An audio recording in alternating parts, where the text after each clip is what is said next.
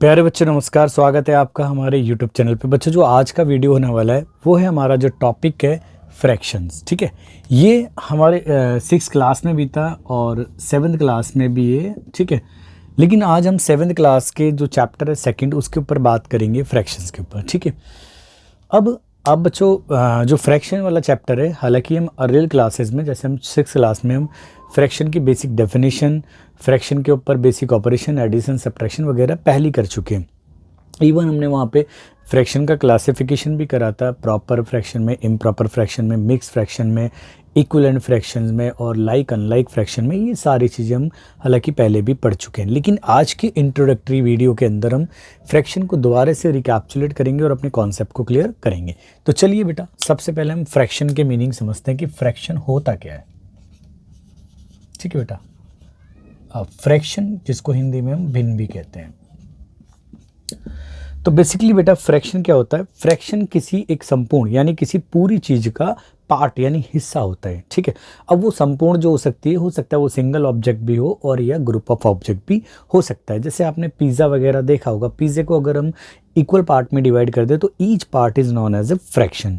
Similarly हम किसी भी चीज़ को हम डिवाइड कर सकते हैं इक्वल पार्ट में, बट कंडीशन क्या कि हमने उसको इक्वल पार्ट के अंदर डिवाइड करना है। तो ईच जो पार्ट हमने जिसमें डिवाइड करा है, हर एक पार्ट को हम फ्रैक्शन कहेंगे। तो बेसिकली फ्रैक्शन क्या होता है? फ्रैक्शन एक नंबर ही बोल सकते हैं बेटा। Fraction is a number representing, मतलब जो क्या रिप्रेजेंट करता है? Representing a part of whole. बेटा होल को हम एंटायर भी कह सकते हैं, यानी पूरी संपूर्ण कोई चीज हो, कोई कंप्लीट पूरी एक चीज हो, उसके पार्ट को क्या कहते हैं? फ्रैक्शन कहते हैं। जो हमारा एंटायर है, द होल हम कह सकते हैं बेटा, द होल यानी, और हम कह सकते हैं एंटायर जो संपूर्ण है, may be a single object, एक सिंगल ऑब्जेक्ट भी हो सकता है और ग्रुप ऑफ ऑब्जेक्ट भी होता है, ग्रुप ऑफ ऑब्जेक्ट्स। ठीक है बेटा, तो ये तो रही बेसिक डेफिनेशन की। अब हम अपने कॉन्सेप्ट को क्लियर करके मैं कुछ आपको कॉन्क्रीट एग्जांपल देता हूँ। कंसीडर मतलब मान लेते, आपने पिज़्ज़ा देखा होगा कि पहला एग्जांपल चलो पिज़्ज़ा से ले लेते हैं। तो मान लो ये पिज़्ज़ा ही है, सर्कल तो खैर जैसा बना है, और हमने, आप कल्पना करो कि मैंने उसको इक्वल पार्ट में ही डिवाइड कर दिया है। ठीक है, तो ये हो गया हमारा पार्ट 1 2 3 4 5 6 7 8। तो जो हर एक पार्ट है ना बेटा, अब देखो टोटल पार्ट जो हर एक पार्ट है उसको हम क्या कहेंगे? फ्रैक्शन। तो यहाँ पे हमने 8 फ्रैक्शन प्रिपेयर करें, यानी 8 पार्ट प्रिपेयर करें। तो अब टोटल हमने एक पूरी एंटायर चीज़ को, यानी एक पिज़्ज़ा या कुछ भी आप चीज़ समझो, गोल चाहे रोटी भी हो सकती हो, तो पूरी चीज़ को हमने 8 इक्वल पार्ट में डिवाइड करा है। तो हर एक पार्ट को कहेंगे हम, देखो बेटा 1 पार्ट के बारे में बात करेंगे, इसमें टोटल पूरी एंटायर चीज़ को कितने इक्वल पार्ट में डिवाइड करा है? 1/8। तो ये भी हमारा 1/8 है, ये वाला पार्ट भी 1/8 है, ये वाला पार्ट भी हमारा 1/8 है, और ये भी हमारा 1/8 है। इवन इसको भी हम 1/8 बोल सकते हैं, 1/8, और ये भी 1/8 है। ठीक है, तो सभी पार्ट हमारे 1/8 है। लेकिन अगर आप कह रहे हो कि आपके फ्रेंड मान लो 2 पार्ट को एक साथ उठा लेता है, ठीक है, तो उन दोनों पार्ट को हम क्या बोलेंगे बेटा? वो बोलेंगे हम 2/8 कहेंगे। क्लियर है? तो फ्रैक्शन बेसिकली क्या हो गया? किसी एंटायर या किसी होल के पार्ट का एक हिस्सा या भाग होता है। ये तो आपका पहला एग्जाम्पल। चलिए बेटा, अब मैं एक और एग्जाम्पल से आपको समझाता हूँ। मान लो मेरे पास में एक रेक्टेंगल है और मैंने उसको 1 2 3 और 4 और ये मान लेते चलो 5 ही है हमारे। थोड़ा बराबर बनाना थोड़ा सा मुश्किल काम बन रहा है यहाँ। ठीक है, मान लेते हैं कि अगर हमारे इक्वल पार्ट है तो हर एक पार्ट को हम क्या बोलेंगे बेटा? हर एक पार्ट को बोलेंगे हम 1/5। हर एक पार्ट को क्या बोलेंगे? 1/5, 1/5 और 1/5। ठीक है, इसको भी 1/5, क्योंकि देखो 1 2 3 4 5 हमने 5 इक्वल पार्ट डिवाइड करे और हर एक पार्ट को हम क्या बोलेंगे? 1/5 कहेंगे। एक और एग्जाम्पल देख सकते हो आप, आपको समझ में आ जाएगा। जैसे मानो मैंने अगर इस स्क्वायर शेप को भी डिवाइड करा, हमने मान लो 1 2 3 और 4 ही शेप मान लेते हैं, स्क्वायर शेप थी और इसको हमने 4 इक्वल पार्ट में डिवाइड करा, तो हर एक पार्ट कहलाएगा 1/4 1/4 1/4 और ये भी 1/4 कहलाएगा। क्लियर है? तो फ्रैक्शन का कॉन्सेप्ट आई थिंक आपको थोड़ा बहुत तो आइडिया बना होगा कि फ्रैक्शन क्या होता है, किसी एंटायर, किसी एक होल चीज़ का हिस्से को कहते हैं।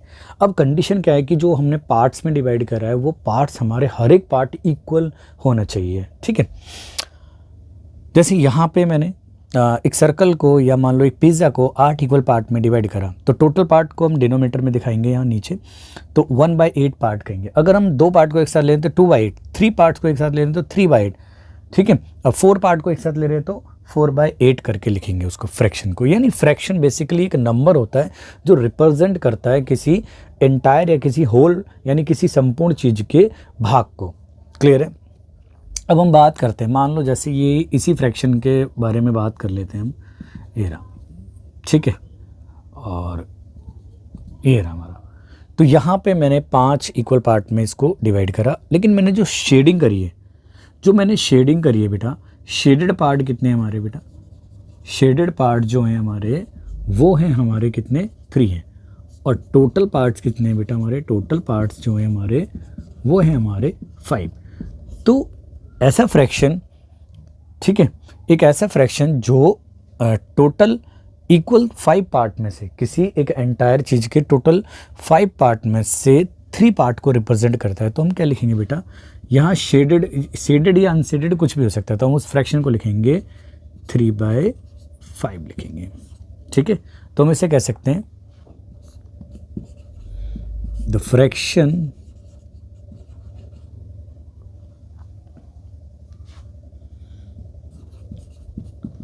which represent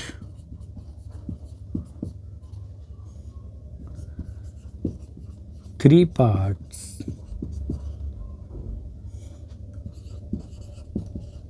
out of 5 equal parts in which the whole को बेटा हम पूरा यानी एंटायर भी कह सकते हैं। Entire is divided, is denoted as 3 और 5 एंड रीड एज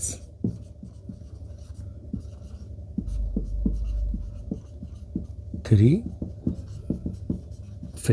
ठीक है बेटा, तो ये हमारा एक फ्रैक्शन हो गया, यानी the fraction which represent 3 parts out of which 5 equal parts in which the whole यानी entire is divided is denoted as 3/5 and read as 3/5 read करा जा रहा है। क्लियर है? यानी यहाँ पे क्या था, इस सेकंड वाले केस के ऊपर वर्क करते हैं, तो यहाँ पे हमने क्या करा था, 3 पार्ट लिए उसके, और आउट ऑफ कितने इक्वल पार्ट में से? 5 इक्वल पार्ट में से 3 पार्ट लिए। अब यहाँ शेडेड और अनशेडेड एक अलग है। हमेशा ध्यान रखना बेटा कि ज़रूरी नहीं है कि हम शेडेड पार्ट के फ्रैक्शन को रिप्रेजेंट करें। कई बार ऐसा होता है अनशेडेड, अगर मेरे को अनशेडेड का फ्रैक्शन को रिप्रेजेंट करना होगा, हालांकि मैं आपको फ्रैक्शन के रिप्रेजेंटेशन में बताऊँगा, तो जो अनशेडेड पार्ट्स हैं फ्रैक्शन कैसे बनेगा उसका, तो 2 ऊपर आएगा न्यूमरेटर में और जो टोटल पार्ट्स हैं वो हमेशा डिनोमिनेटर में आएंगे। क्लियर है? तो यहाँ पे क्या रिप्रेजेंट कर रहा है बेटा आपको, ये 3/5 रिप्रेजेंट कर रहा है कि टोटल 5 पार्ट्स हैं उसमें से हमने 3 पार्ट्स को आउट करा है। क्लियर है? और तो ये हमारा फ्रैक्शन का कॉन्सेप्ट है। ठीक है, अब बात आती है कि जो फ्रैक्शन है उसके कितने पार्ट होते हैं। हालांकि आपको यहीं से दिखना बिल्कुल कंक्लूजन नज़र आ रहा होगा बेटा आपको कि जो अपर पार्ट होता है और एक होता है इसका लोअर पार्ट।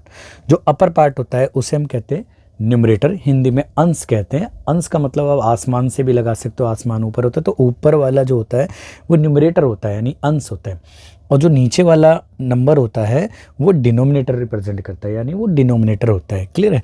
तो हम बोल सकते हैं बेटा part of fraction, parts of fraction. तो हम क्या कर सकते हैं बेटा, अननोन ले लेते हैं। लेट P/Q बाय को आप और ऐसे भी बना सकते हो, बिल्कुल आपको कन्फ्यूज़न ना हो कि p अपॉन में q b ए फ्रैक्शन, मान लेते हैं एक फ्रैक्शन है,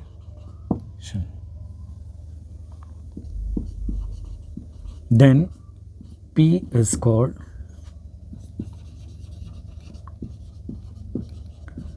numerator and q is called denominator of the fraction।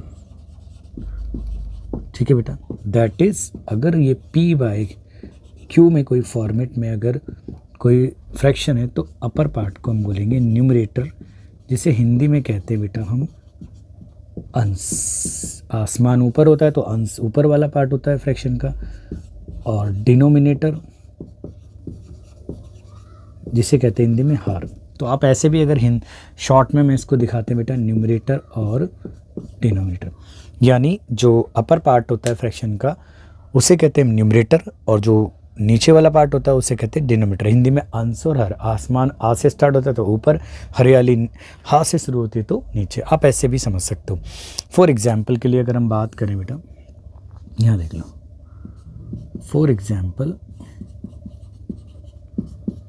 अगर हम बात करें 3/5 के अंदर, तो जो न्यूमरेटर है बेटा हमारा वो है हमारा 3, और जो डिनोमिनेटर है बेटा वो है हमारा, यानी जो हर है वो है हमारा 5 है। सिमिलरली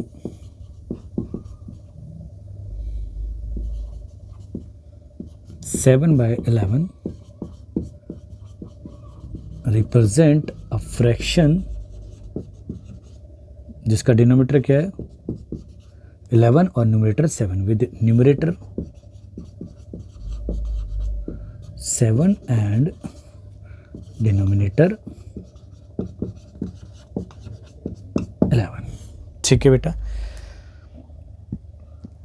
तो ये था हमारा थोड़ा सा जानकारी फ्रैक्शन के बारे में कि फ्रैक्शन की बेसिक डेफिनेशन ही होगी आपके पास में। ठीक है, तो ये हमारी बेसिक डेफिनेशन है फ्रैक्शन की, कि फ्रैक्शन है क्या, यानी परिभाषा है, और कई तरीके से परिभाषा हो सकती है बेटा। आप कई तरीके से परिभाषा को दे सकते हैं, ज़रूरी नहीं है कि यूनिफॉर्म पैटर्न है। ठीक है, बट लेकिन कॉन्सेप्ट सभी जो भी आप डेफिनेशन दो उसके अंदर ये एंटायर के पार्ट्स को डिनोट करना चाहिए। ठीक है, तो फ्रैक्शन दोबारा बता देता हूँ बेटा, a fraction is a number representing a part of whole, जो एक होल यानी एक पूरी चीज़ के हिस्से को रिप्रेजेंट करता है। और जो पूरा हो सकता है वो ग्रुप भी हो सकता है, सिंगल ऑब्जेक्ट, जैसे मैंने अभी यहाँ सिंगल ऑब्जेक्ट के बारे में ही समझाया।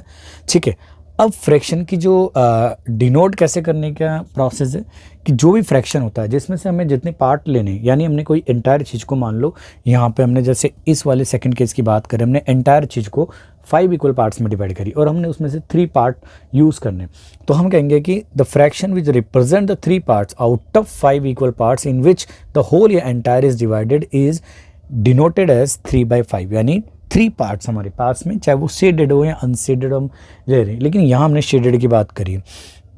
तो 3 पार्ट्स आउट ऑफ 5 पार्ट्स। ठीक है, जिन इन विच क्या है कि एक होल यानी एक पूरी क्वांटिटी को हमने किस में डिवाइड करा है, 5 इक्वल पार्ट में डिवाइड करा है, और उसको रीड कैसे जाएगा 3/5। ठीक है, फ्रैक्शन की बात करें तो फ्रैक्शन को हम कैसे स्टडी करते हैं बेटा, फ्रैक्शन के 2 भाग होते हैं।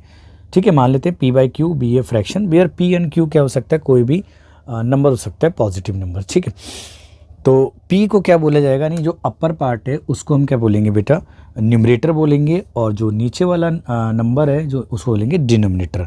ठीक है, ऑफ द फ्रैक्शन p/q का। ठीक है, जैसे एग्जांपल के लिए 3/5 में न्यूमरेटर 3 है और डिनोमिनेटर 5 है। सिमिलरली 7/11 में को जो रिप्रेजेंट करता है एक फ्रैक्शन विद न्यूमरेटर 7 है और डिनोमिनेटर 11 है। ठीक है, आई होप आपको थोड़ा सा कॉन्सेप्ट फ्रैक्शन का समझ में आएगा। आप जल्दी से पहले इसको नोट कीजिए, फिर मैं आपको टाइप ऑफ फ्रैक्शंस बताता हूँ कितने होते हैं। ठीक है, चलिए बेटा,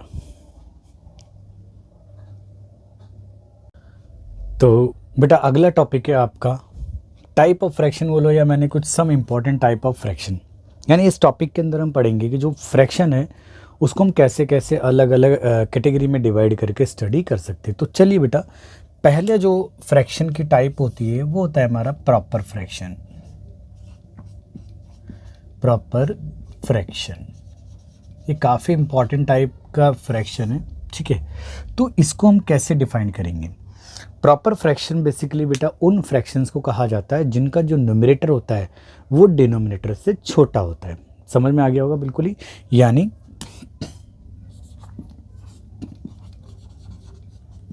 a fraction whose numerator is less or smaller than the denominator is called a proper fraction। ठीक है बेटा, a fraction whose numerator is less or smaller than the denominator is called a proper fraction। for example के लिए बात करें बेटा हम, for example देखो कंडीशन क्या है कि न्यूमरेटर को हमें छोटा बनाना है डिनोमिनेटर से। तो हम कैसे भी एग्जांपल अपनी तरफ से भी दे सकते हैं। जैसे देखो बेटा 3/7 हो गया, 11 ओवर हमारा 19 हो गया, और 2/5 हो गया, एक्सेट्रा आर प्रॉपर फ्रैक्शन। ठीक है बेटा, तो यहाँ पे आप नोट करो, यहाँ पे न्यूमरेटर 3 है और डिनोमिनेटर 7 है, न्यूमरेटर 11 और डिनोमिनेटर 19, न्यूमरेटर 2 और डिनोमिनेटर 5। तो हर एक केस में आप ऑब्जर्व करोगे कि जो न्यूमरेटर है वो छोटा है डिनोमिनेटर से। अब बिल्कुल इसका अपोजिट वो होता है हमारा इम्प्रॉपर फ्रैक्शन। बिल्कुल इसका अपोजिट होता है बेटा। इम्प्रॉपर फ्रैक्शन क्या होते हैं बेटा, या कैसा होता है कि जिसका न्यूमरेटर क्या होता है उसके डिनोमिनेटर से बड़ा होता है। ठीक है, अच्छा एक बात और मैं बता देता हूँ बेटा आपको प्रॉपर फ्रैक्शन के बारे में। जो प्रॉपर फ्रैक्शन है बेटा, प्रॉपर फ्रैक्शन हमेशा, प्रॉपर फ्रैक्शन ऑलवेज रिप्रेजेंट करता है बेटा अ पार्ट ऑफ होल। ये ध्यान करना बेटा, ये बड़े कमाल की बात है बेटा कि जो प्रॉपर फ्रैक्शन है ना वो हमेशा एंटायर के पार्ट को ही डिनोट करेगा। क्योंकि मैं इस चीज़, ये इम्प्रॉपर फ्रैक्शन में मैं आपको बताता हूँ, ये बिल्कुल थोड़ा उससे अलग बिल्कुल। ठीक है, वो क्या है कि ये ऐसा फ्रैक्शन होता है जिसके अंदर न्यूमरेटर जो होता है वो डिनोमिनेटर से बड़ा होता है। क्लियर है? तो यहाँ देखो बेटा, a fraction whose numerator is more, और हम कह सकते हैं बेटा greater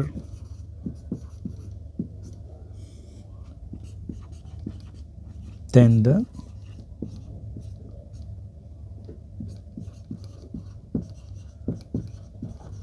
denominator is called an improper fraction.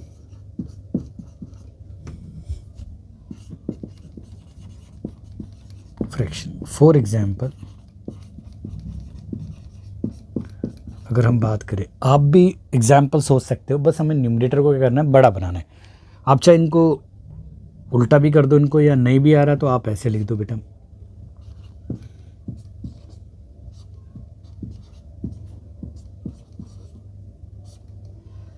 ठीक है, अब ये हो गया हमारा, मान लो 7 है।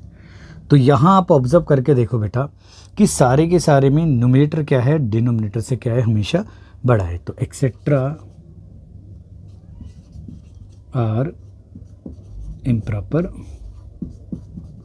फ्रैक्शन। अभी इसके लिए भी एक नोट बताता हूँ मैं आपको, वो आपको यहाँ लिखना है जैसे उधर मैंने लिखा था कि जो इम्प्रॉपर फ्रैक्शन होता है ना, हम स्टडी करेंगे, ये एक तो होल पार्ट को भी रिप्रेजेंट करता है और एक प्रॉपर फ्रैक्शन को भी।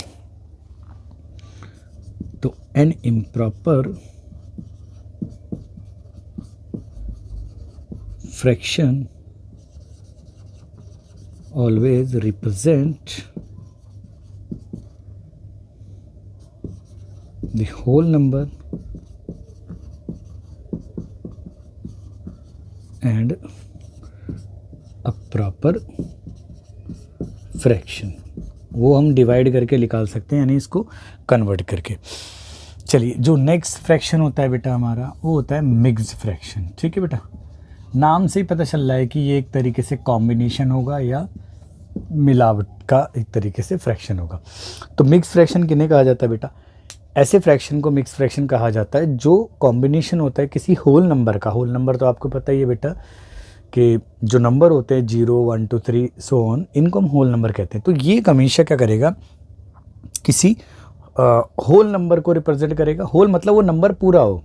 ठीक है, किसी होल नंबर को, 0 को तो हम यहाँ पे इंक्लूड नहीं कर रहे फिलहाल, तो वो किसी न किसी होल यानी एक पूरे संपूर्ण नंबर को रिप्रेजेंट करेगा, प्लस किसी प्रॉपर फ्रैक्शन को रिप्रेजेंट करेगा। ठीक है, तो देखो बेटा, a combination of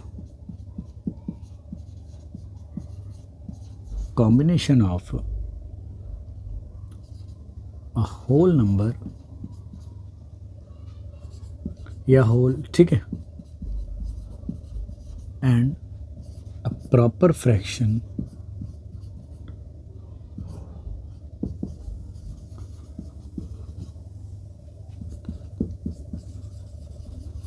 is called a mixed fraction।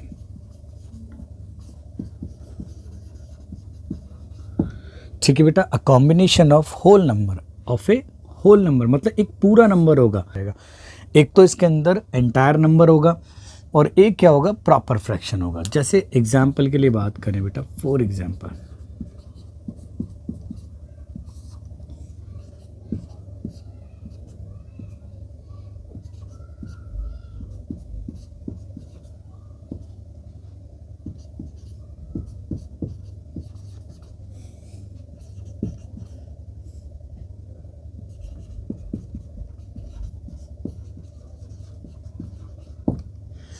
ये सभी मिक्स फ्रैक्शन है। अगर हम बात करें बेटा इसके अंदर,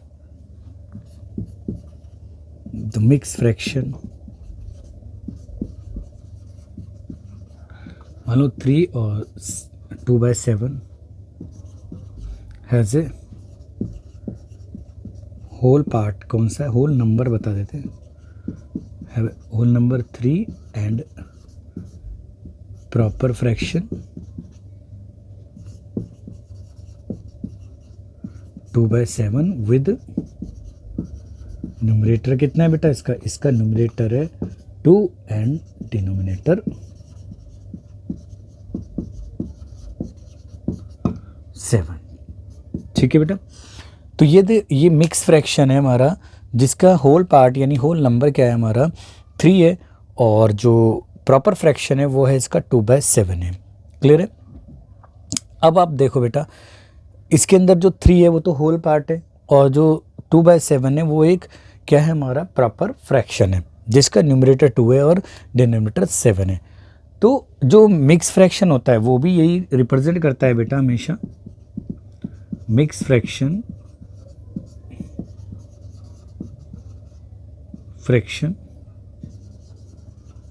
always represent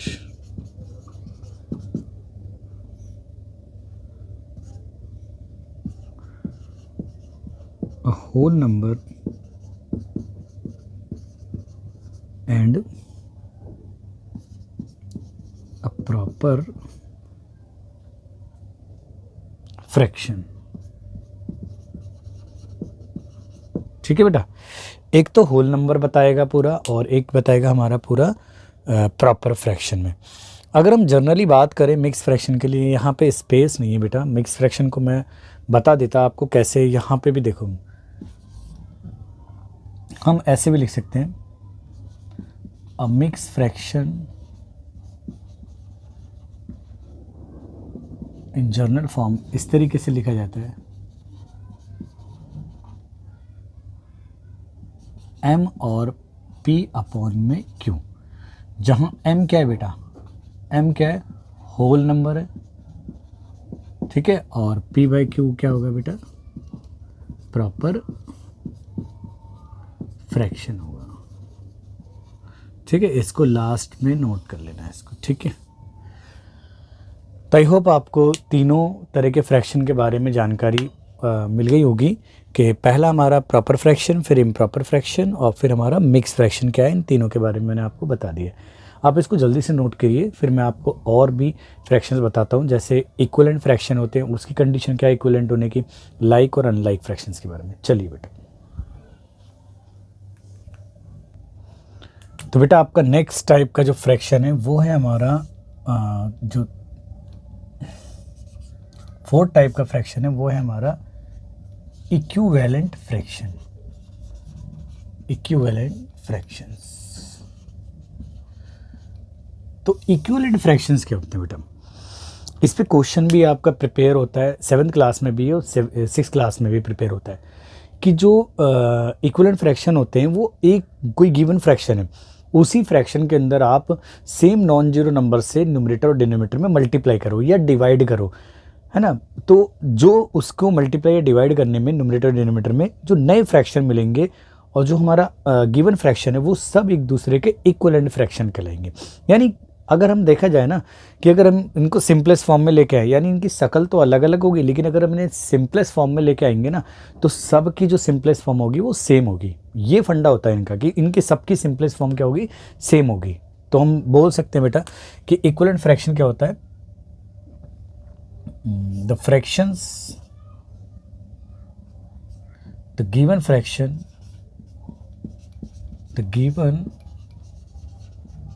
fraction and the various मतलब अलग अलग, और वेरियस फ्रैक्शंस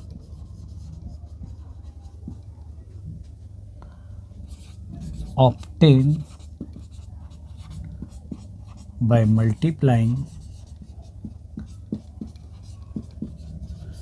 और हम डिवाइड भी बोल सकते हैं बेटा, और by dividing its numerator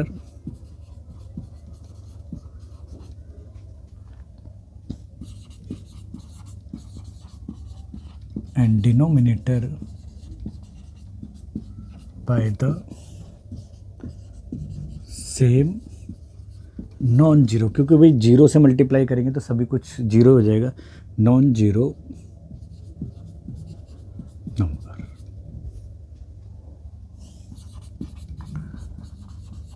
are called equivalent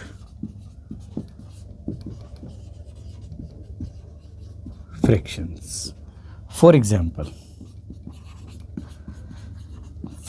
बेटा, मान लेते कि हमारे पास में 2/3 एक फ्रैक्शन है। नाउ अब हम देखो बेटा वर्क कैसे कर रहे हैं। 2/3 को ही लिया, उसमें हमने 2 से मल्टीप्लाई करा तो ये बन गया बेटा 4/6 बन गया। अगेन मैंने 2/3 को लिया और 3 से मल्टीप्लाई करा तो ये बन गया 6/9, ठीक है। अगेन मैंने 2/3 को यूज़ करा और 4 से न्यूमरेटर और डिनोमिनेटर में मल्टीप्लाई करी तो 8 बन गया हमारा 12 बन गया। तो हम कह सकते हैं जो 3 था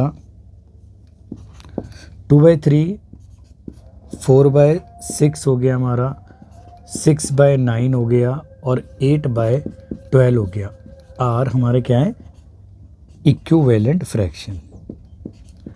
इक्विवेलेंट फ्रैक्शन से ये सभी की सभी हमारे क्या है बेटा, इक्विवेलेंट फ्रैक्शन है। अगर आप इनकी सिंपलेस्ट फॉर्म करोगे ना बेटा, देखो यहाँ पे आपको सिंपलेस्ट फॉर्म करना है या बाद में भी सिखाऊंगा मैं। जैसे 2 को डिवाइड करेंगे हम 2 से तो 2 टाइम्स और 6 को 3 टाइम्स तो 2/3 आ गया। इसको देखो बेटा, यहाँ 3 से डिवाइड करेंगे तो 6 कितने टाइम जाएगा, 2 टाइम्स, और 9 जाएगा 3 टाइम्स तो 2/3 आ गया। अगेन यहाँ पे दोनों को 4 से डिवाइड करेंगे तो 4 2 8 होता है और 4 3 12 होता है, तो वही आ जाएगा। ये सारे के सारे हमारे क्या है, इक्विवेलेंट फ्रैक्शन है, ठीक है। अब एक और चीज़ देखो बेटा, इक्विवेलेंट फ्रैक्शन की कंडीशन भी होती है। Condition for equivalent fraction, equivalent fractions, यानी 2 फ्रैक्शन के बारे में बात करूंगा कि अगर 2 फ्रैक्शन है वो इक्विवेलेंट कब होंगे, उसके लिए कंडीशन आप याद करना, ये काफ़ी काम किया, आपको यूज़ में आएगी आगे, ठीक है। टू फ्रैक्शंस, सपोज करते हैं बेटा हम fraction, suppose a by b and c by d are said to be equivalent if condition क्या है बेटा कि जो a मल्टीप्लाई बाय d है इक्वल्स टू होना चाहिए c मल्टीप्लाई बाय हमारा, यानी a मल्टीप्लाई मतलब पहले का न्यूमरेटर और दूसरे वाले का डिनोमिनेटर का जो प्रोडक्ट है वो किसके इक्वल होना चाहिए बेटा। यानी हम यहाँ पे भी कर सकते हैं, जैसे इसके इधर करा वो हो जाएगा हमारा c इंटू बी के, ठीक है। तो ये हमारी कंडीशन है। तो जो फर्स्ट वाले का न्यूमरेटर है वो सेकंड वाले के डिनोमिनेटर के साथ में प्रोडक्ट, और जो सेकंड वाले का न्यूमरेटर है वो फर्स्ट वाले के डिनोमिनेटर के साथ में जो प्रोडक्ट है वो इक्वल आएगा। जैसे एग्जांपल के लिए सोचते हैं, मान लो इन्हीं के लिए ले लेते हैं बेटा, हमारे पास में ये दो फ्रैक्शन बताए थे ना हमने, एक तो इसको वर्क करते हैं हम और इसके ऊपर वर्क करें। तो ये दो फ्रैक्शन है 4/, एक तो हमारा है 6 है और यहाँ दूसरा क्या है 6/9 है। तो ये इक्विवेलेंट कब कहलाएंगे, देखो 4 × 9 इक्वल होगा जब हमारा 6 × 6, दैट इज 4 9 36 और 6 6 36। इस कंडीशन की कह रहा हूँ मैं, ठीक है बेटा। चलिए नेक्स्ट हमारा जो फ्रैक्शन होता है 5th नंबर का, वो होता है हमारा लाइक फ्रैक्शन होते हैं हमारे, ठीक है। लाइक फ्रैक्शंस क्या होते हैं बेटा, लाइक फ्रैक्शन बहुत ही सिंपल है, ऐसे फ्रैक्शन जिनके डिनोमिनेटर्स क्या होते हैं सेम होते हैं उन्हें लाइक फ्रैक्शन कहते हैं।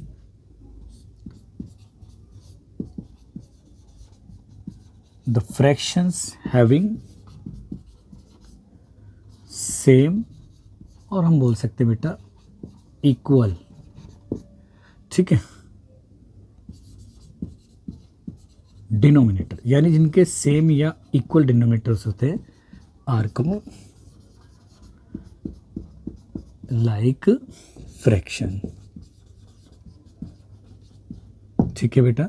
यानी कंडीशन है सेम या इक्वल डिनोमिनेटर्स होते हैं। अब इसी के बेसिस पे आप एग्जाम्पल प्रिपेयर कर सकते हो, ठीक है। जैसे देखो बेटा 3/2 हो गया, 5/2 हो गया, और हो गया हमारा 9/2 हो गया, 11/2 हो गया, एक्सेट्रा आर लाइक फ्रैक्शन, ठीक है बेटा। और नेक्स्ट होता है हमारा अनलाइक फ्रैक्शन, भाई नाम से ही पता चल रहा है, ठीक है, एक दूसरे के अपोजिट ही वर्क कर रहे हैं, ठीक है। जैसे प्रॉपर का अपोजिट था इम्प्रॉपर था, यहाँ पे लाइक का अनलाइक, यानी ऐसे फ्रैक्शन जिनके डिनोमिनेटर सेम नहीं होंगे। द फ्रैक्शंस हैविंग डिफरेंट, और उन्हें कह सकते हैं बेटा unequal denominators are called unlike fraction। For example आप कोई भी एग्जाम्पल दे दो, 7/3, 5/7 हो गया, 9/17 एक्सेट्रा। तो सबकी डिनोमीटर देखो बेटा, यहाँ पे पहले का डिनोमीटर 3 है, दूसरे का 7 है और तीसरे का 17 है, जबकि ऊपर वालों में सबके डिनोमीटर 2 थे।